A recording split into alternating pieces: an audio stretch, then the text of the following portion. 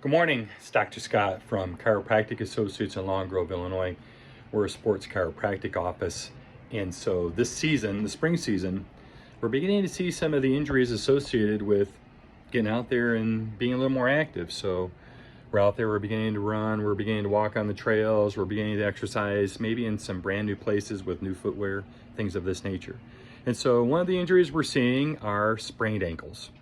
And many of you believe that if you have a sprained ankle, there are certain things you should do.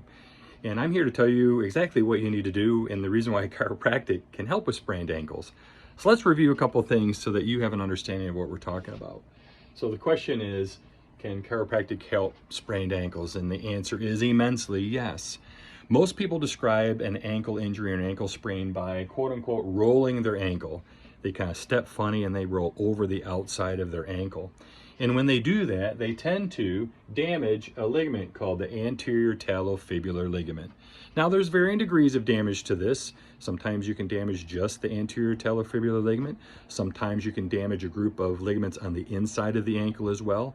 And sometimes you can damage the ligament that exists between your tibia and fibula, and that's what we call a high ankle sprain. The good thing to know is that chiropractic care can help with all of these injuries, but the most common one is to sprain the anterior talofibular ligament. And when you do that, you can displace a bone in your ankle called the talus and another one called the cuboid, as well as the muscles and ligaments that extend down the lower leg. So the talus is a bone that exists right here in between either side of your bumps on your ankle called the medial and lateral malleolus. That talus, when you sprain it, can displace kind of in a sideways fashion like that, kind of like I've illustrated down here below. So the way that we handle it in the chiropractic office is we want to obviously deal with swelling and inflammation. We're using ice a lot less than we used to. And we want to adjust that talus. So we want to reset the position of that talus so that it's in a position that's optimum so that that anterior talofibular ligament can begin to heal. We then want to improve joint motion and mobility to help dissipate swelling and inflammation. And then we want to begin to add gradual strengthening. And then we want to begin to add gradual functional strengthening. So we have you start walking forward, backward, up on your toes, on the side of your feet, jumping side to side on wobble boards.